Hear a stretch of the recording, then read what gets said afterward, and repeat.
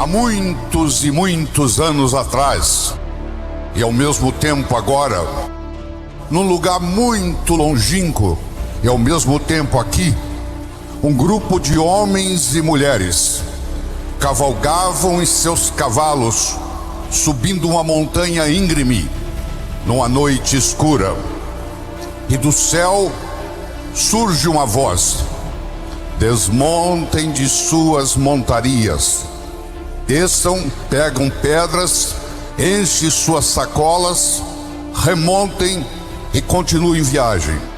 E amanhã de manhã vocês estarão alegres e tristes ao mesmo tempo.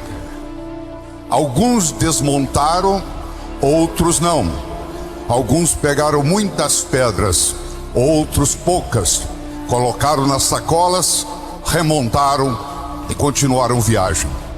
Quando o dia amanheceu, tal qual a voz tinha dito, eles estavam alegres e tristes ao mesmo tempo.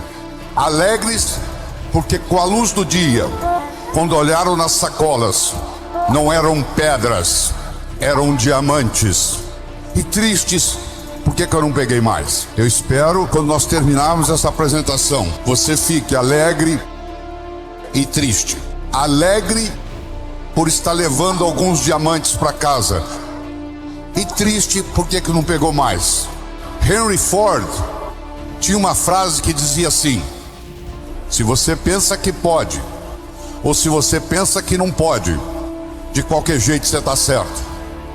Se você pensa que pode, você vai trabalhar para que isso aconteça e vai se concretizar. Se você pensa que não pode, você não vai fazer nada e isso não vai acontecer. A principal razão da vinda aqui é a renovação da esperança. O seu futuro é desconhecido até que você decida qual que ele vai ser. E eu sugiro que você se concentre lá, porque é lá que você vai passar o resto da sua vida. Imagine você indo a Guarulhos e lá tem uma aeronave se preparando para decolar São Paulo, Nova York. E você entra na aeronave para fazer esse voo. E da cabine do piloto, o piloto fala assim: senhores e senhoras, eu não sou piloto, mas eu tenho muitas opiniões e já li muitos livros de como pilotar um avião. Você ficaria na aeronave? Não. Você não quer saber quantos livros o piloto leu. Você quer saber se ele tem competência de tirar a aeronave do chão, voar com ela e aterrissar são e salvo em Nova York. A vida lhe exige competência de ação. Não interessa a nota que você tirou na escola, isso não faz diferença. O que cai na prova não cai na vida. Se você observar na sua cidade, você vai encontrar indivíduos que eram CDFs, que eram estudantes brilhantes, e hoje são pessoas que estão perdidas na vida. E você vai encontrar também pessoas que eram estudantes medíocres, e hoje são excelentes empresários, estão contribuindo para o bem-estar da comunidade. Vocês conhecem o conceito de uma ampulheta, não conhece? Você já pegou uma ampulheta na mão? Aquele reloginho de areia? Vamos imaginar uma ampulheta. A ampulheta tem a areia que ainda não caiu, a areia que está caindo e a areia que já caiu. A areia que ainda não caiu é o futuro. A areia que já caiu é o passado. E a areia que está caindo é o presente. Você já viu que a sua vida é um eterno aqui e agora. Aqui e agora. Aqui. Não interessa onde você estiver, é aqui. Não interessa que hora for, é agora. A vida é um eterno aqui e agora. Aqui e agora. Aqui e agora. Aqui e agora. Esse aqui agora é o nosso presente. O passado cria o presente cria o futuro. Mas Einstein provou a não linearidade do tempo. O tempo não é linear. Então eu vou provar para você agora que o futuro cria o presente. Então vamos lá. Se você comprar na segunda-feira uma viagem de volta ao mundo para daqui um mês, eu lhe garanto que a segunda-feira já começa a ficar mais interessante. Faltam 30 dias, 29, 28, 27, 26, 25 para a viagem. Jovens, por favor, me escutem. Se eu tenho metas para o futuro, se você tem metas para o futuro, o seu presente fica mais interessante, porque você vai viajar daqui 30 dias, daqui 29, daqui 28. Nós começamos a morrer quando as nossas recordações começam a ficar mais fortes que as nossas aspirações. Na era da agricultura, mandava no mundo quem tinha terra. Eram os coronéis e era vitalício, valia para a vida inteira. Na era industrial, passou a mandar no mundo quem tinha capital, quem tinha dinheiro. Meus amigos, a moeda mudou e muita gente não se deu conta disso ainda. A moeda hoje chama-se conhecimento. Teilhard de Chardin, o teólogo jesuíta francês, dizia que o seguinte: nós não somos seres humanos tendo uma experiência espiritual. Somos sim seres espirituais tendo uma experiência humana. Faz parte do espírito humano crescer, evoluir. E vocês jovens vão ver isso na vida. Você vai atingir as suas metas. Você quer passar no vestibular, passou no vestibular, quer se formar, quer arrumar um emprego, quer ser promovido, quer montar sua própria empresa, e você vai galgando as coisas na vida. Se eu desse de presente para você agora uma pérola, você provavelmente ia colocá-la no bolso. Se eu me encontrar com você semana que vem e lhe der uma segunda pérola, de novo, você vai colocá-la no bolso. Se eu der para você daqui 15 dias uma terceira e última pérola, você vai colocá-la no bolso. Se eu me encontrar com você daqui 6 meses e perguntar: onde estão as pérolas que eu lhe dei? Você vai responder mais ou menos assim: a primeira eu coloquei no criado mudo, a pessoa que arruma lá em casa não percebeu, jogou no lixo. A segunda, eu esqueci no bolso da calça, a calça foi para a lavanderia e a pérola não voltou. E a terceira, eu guardei tão bem guardado que eu acabei escondendo de mim mesmo.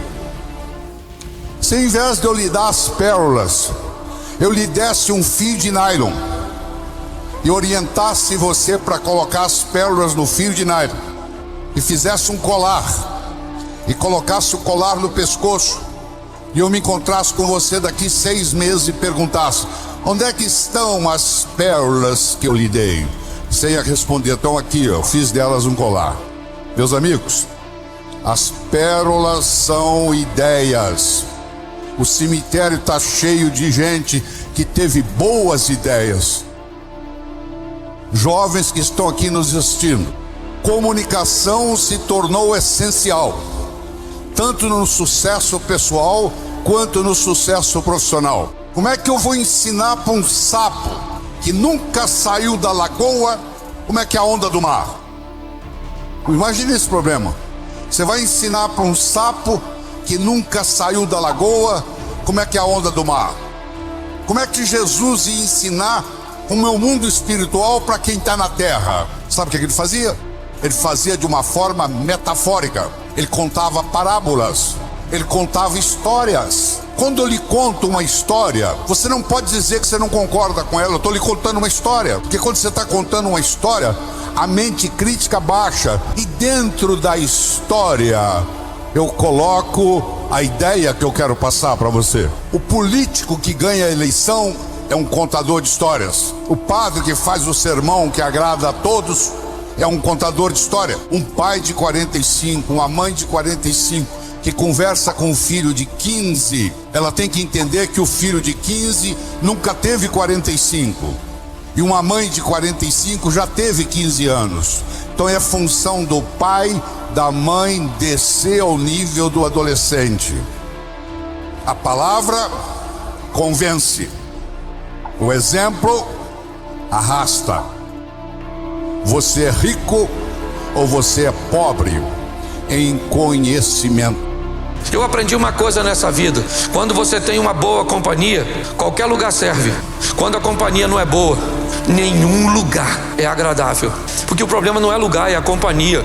Por isso muitos de nós temos dificuldade de muitas vezes compartilharmos viagens, lugares, passeios. Vamos onde? Não sei. Escolhe você, não, escolhe você, escolhe você, escolhe você. Vamos ali, não, vamos lá, não, vamos lá, não. Se a companhia for boa, 10 minutos depois ela pode chamar quem você chamou 10 minutos antes, e você não se sentiu atraído, e agora você quer ir no mesmo lugar que não iria antes, simplesmente porque não é com você, é com uma pessoa mais agradável que você. É isso que tem destruído relacionamentos. Passe a andar com gente que tem um comportamento que faça a diferença. Seja seletivo de quem vai te influenciar. Mais do que gente bem intencionada, nós temos que andar com gente que tem fé, que no momento de maior adversidade vai dizer: segura as pontas, porque Deus vai agir a seu respeito. Fica tranquilo, porque Deus vai entrar com providência. Andar com gente que, quando tem uma perspectiva negativa, olha e diz: já era. Não deve ser uma boa companhia para nós, principalmente no momento, às vezes, de adversidade. Eu não sei o que você está enfrentando, o que essa crise, o que esse problema, o que essa dificuldade está trazendo para a sua vida. Eu só sei de uma coisa: para de ouvir gente com posicionamento negativo e acredite que Deus vai na sua casa, vai na sua empresa, vai entrar na sua vida. Você está entendendo? Vai entrar no seu casamento, vai entrar na vida de seus filhos, e a sua história vai mudar. As notícias ruins, elas têm sido mais enfáticas do que as boas. Me parece que o sucesso, ele é muito tímido, ele é muito recatado, ele é menos barulhento. Me parece que o fracasso, ele, talvez por sua dor, as pessoas desejam compartilhá-lo. Então eu tenho aprendido que o fracasso, ele é muito mais barulhento. Por isso nós observamos muitas pessoas falando de dor, de perda, de caos, de falência. A crise é aquilo que separa o amador do profissional. Todo mundo sabe dirigir numa boa estrada em dia de sol. Pouquíssimas pessoas sabem dirigir numa estrada com chuva à noite esburacada. A crise separa quem é bom de quem é ruim, o amador do profissional de quem veio o mundo a trabalho ou a passeio. Todo mundo sabe, em situação sem estresse, ser calmo. Poucas pessoas são calmas em situação de estresse. Todo professor é ótimo se a turma for ótima. Poucos professores são bons quando a turma é resistente. Todo mundo pode vender para o cliente fácil. Pouca gente pode vender para o cliente difícil. É o cliente difícil que separa o amador do profissional. Crises passam sempre, sem exceção. Toda crise passa. E aqui já vem a pergunta: onde você quer estar quando essa crise passar? Onde você quer estar quando essa crise passar? Qual é o seu valor? Procure este valor obsessivamente, sem cessar em nenhum momento. Quero ser Alexandre o Grande, não Alexandre o Médio, nem o Pequeno. Eu aprendi que mirando alto, às vezes a gente consegue um pouco menos. Se você mirar baixo, você consegue ainda menos. Mire alto. Não tente ser o melhor vendedor do condomínio, é muito pouco. Não tente ser a melhor pessoa da rua, é muito pouco. Mirem alto. Mirem alto e busquem isso. Eu quero ser o melhor vendedor do Brasil. Simplesmente isso. Se alguém acha que não pode, ache os instrumentos para poder. Sartre diz: não importa o que a vida fez de você, importa o que você fez com o que a vida fez de você. Construir-se, fazer algo novo, fazer uma ideia nova, interferir no meu corpo, na minha renda, na minha família. Não importa o que a vida fez de você. Importa o que você fez com isso. Que existe uma vida ou uma inteligência superior que criou regras. Não estou dizendo que é um homem barbudo, não estou dizendo nada disso. Mas existe alguma coisa que faz as coisas acontecerem. Um designer, pelo menos, criador. Porque é muito surreal a gente pensar que 2 células dão uma coisa como a gente. Você atribuir que não tem uma inteligência superior a nos governar, significa você dizer que você entrou numa tipografia, ou seja, uma gráfica, aquelas milhões de letrinhas explodiram e aí se fez um dicionário. Não tem sentido. Uma empresa que faz com que os seus colaboradores fiquem competindo entre eles é burra. Uma burrice a gente competir como se o outro fosse inimigo. Não tem sentido isso. Nós somos uma espécie muito mequetrefe, né? Olha só, o ser humano é um bicho sem pelo, né? A gente morreria muito fácil, na Antártica, por exemplo. É um bicho sem potencial de musculatura. Olha um tigre, olha a gente. Sem velocidade, sem força física. Aí você fala, nossa, como é que a gente chegou ao topo, né, do reino animal neste planeta? Colaboração. Só isso. A gente resolveu colaborar um com os outros. E estamos fazendo o contrário hoje. Hoje a gente está na competição. Porque o que vale para uma empresa? Todos nós somos descartáveis. Todos. E todos nós iremos morrer um dia. É uma das regras do universo. Não fui eu que fiz. Tá? Muito bem. Tudo vai continuar? Se a gente deixar um legado, vai. Eu me lembro uma coisa que aconteceu comigo em 1992, 91 para 92, que eu fui estudar no Japão, e aí tinha um professor lá na Universidade de Tóquio, chamado Yasuo Ishihara. E ele era muito educado comigo e eu dizia para ele assim, você gosta de brasileiros, né? Ele falou assim, gosto muito, mas vocês são muito traiçoeiros. Quando ele falou traiçoeiro, aquilo me deu impacto. Imagina, eu tinha um orgulho de ser brasileiro, uma coisa assim. Na época até fui por uma bolsa de estudo da Vale do Rio Doce, quando ainda era uma estatal, não era? Então eu tinha um profundo orgulho no meu país. É tempo da Varig também, né? Eu também tinha um profundo orgulho da Varig. E aí o que eu fiquei muito ofendida e ele foi tentar explicar. Ele falou o seguinte, claro que no inglês ali misturado com o japonês que eu não entendia nada, então tentei salvar pelo inglês. Ele falou assim, vocês são muito dóceis, vocês são muito risonhos, passam pra gente uma coisa de confiança. Aí ainda falou assim, samba, bossa nova, como se assim, se a gente tivesse todos os ingredientes para seduzir os turistas. Mas vocês têm uma coisa que é a dificuldade de falar a verdade. Vocês falam pra gente tudo que a gente quer ouvir, vocês não discordam, vocês sempre estão sorrindo, mas vocês saem, quando vocês saem e viram as costas, vocês vão falar o que vocês queriam ter falado para outras pessoas. Eu digo que é a fofoca horizontal, né? Então, em vez de falar na frontal, você faz horizontal, você vira para cá e fala. Ele falou, isso é muito ruim. Porque isso faz com que as pessoas não possam se corrigir, isso faz com que as pessoas não possam evoluir e a gente nunca sabe se vocês estão falando a verdade ou não.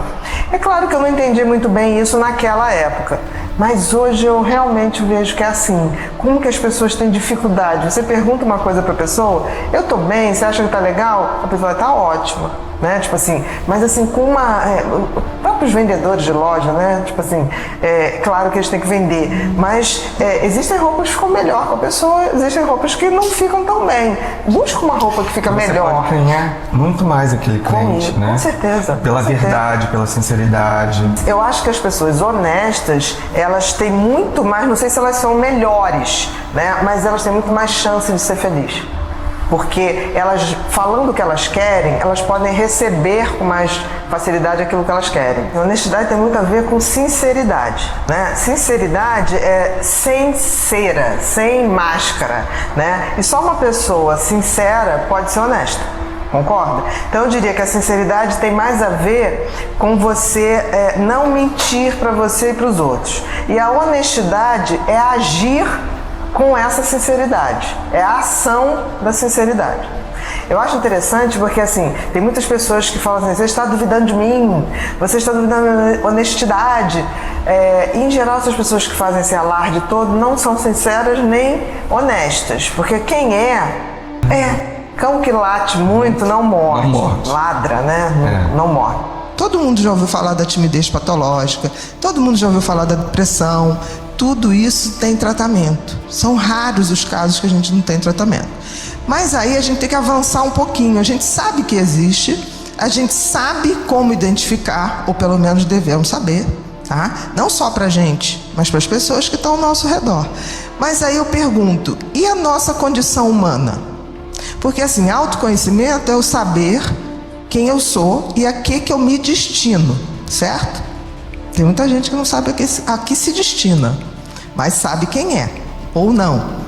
Saber quem é eu saber quais são meus lados positivos, quais são meus lados negativos, o que eu tenho como sentido da vida e como eu faço isso em propósito de vida. Tá? Então, isso é uma coisa que muito mais a filosofia tem para dizer para a gente do que a própria medicina. E eu acredito muito nessa união de psicologia, medicina e filosofia. Tá? Porque lá na Grécia Antiga, os filósofos eram tudo, né, gente? Não tinha o médico, não tinha o sábio, que era o cara que estudava de tudo e servia aos reis. Então, quando a gente fala o conhecimento, eu primeiro tenho que saber o que nós somos. Por exemplo, todos nós aqui somos humanos, certo? Muito bem, somos humanos, mas somos seres humanos? Qual a diferença? Humanos a gente basta nascer, sou da espécie humana. Agora, se tornar um ser humano requer que eu haja como ser humano, é um processo. Qual é a essência do ser humano? É um animal que agrega valores àquilo que ele faz. Então, se eu sou um ser humano de verdade, eu sou uma pessoa que tem valores, virtudes, ou seja, pratico os meus valores para mim e para os outros e uso a sabedoria para poder saber exatamente a quem eu dedico o meu melhor, a quem não adianta dedicar e o que eu posso fazer para mim. Isso seria uma definição muito simples, uma definição bem de Epiteto, Epícoro, o próprio Platão também andou por ali. Então, ser humano é aquilo que eu me torno, e me torno quando eu sou uma pessoa melhor para mim e melhor para os outros, certo? O que é sentido de vida? Por exemplo, todos nós temos um sentido e nascemos com uma cola para saber. Cola que eu digo é colar mesmo, tá, gente? De alguma maneira o Criador nos deu uma cola. E essa cola vem em forma de talento, dom ou talento. Você já notou que muita gente tem crianças que com muito pouca idade tem ouvido absoluto. Aí você fala, bom, o cara nasce com isso. Ele vai ser pedreiro? Ou ele vai ser engenheiro? Se for, está indo no rumo errado, né? E é muito interessante porque todos nós temos muito cedo esse talento aflorando. As crianças têm isso muito perceptível. O que acontece é que nós não estamos preparados para ver.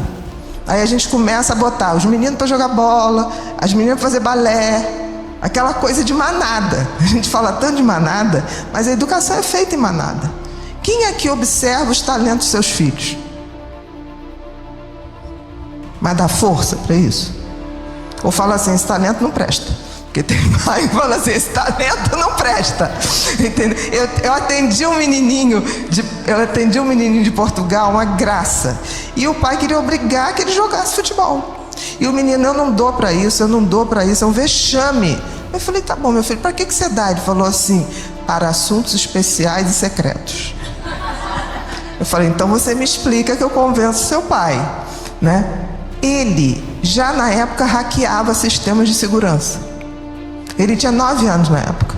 E aí ele sabia nas vizinhanças inteiras câmeras de vigilância. Eu falei, o que você quer fazer na vida? Eu quero ir para a Inglaterra.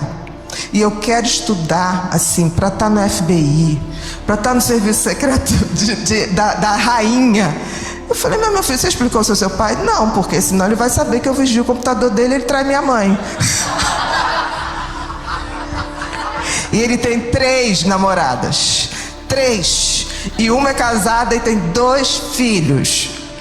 Eu falei, olha, vamos deixar esse assunto de lado. Assim, deixa que eu falo com o teu pai esse detalhe. Entendeu? Não precisa falar para sua mãe, não precisa nada disso. Importante é que você, com 14 anos, possa ir para a Inglaterra. Você está estudando? Eu estudo isso, né? Eu falei, mas quem te ensinou? Ninguém, eu sou autodidata.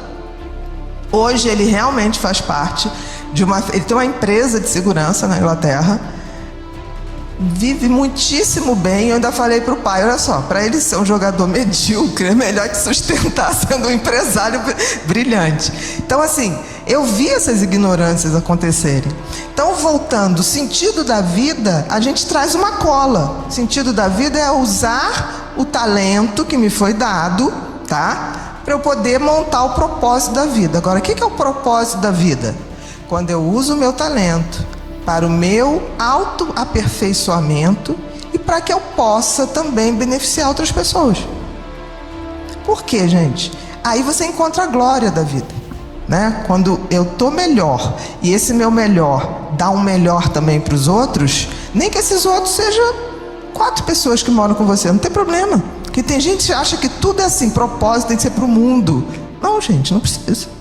Basta você dar o seu melhor para as pessoas que estão convivendo. Você convive com mais, se esforça para fazer mais. Mas não é isso. Então, quando eu tenho propósito, sentido da vida e propósito, eu atinjo a glória da vida. Por que isso?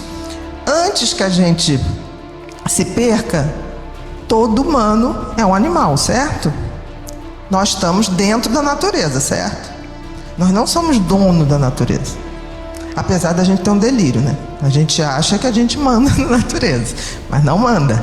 Então, como qualquer outro ser vivo que está na natureza, a gente tem um propósito que já é pré-determinado.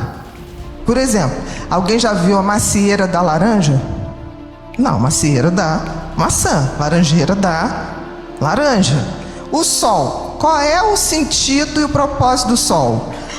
Brilhar, gerar calor, que gera vida.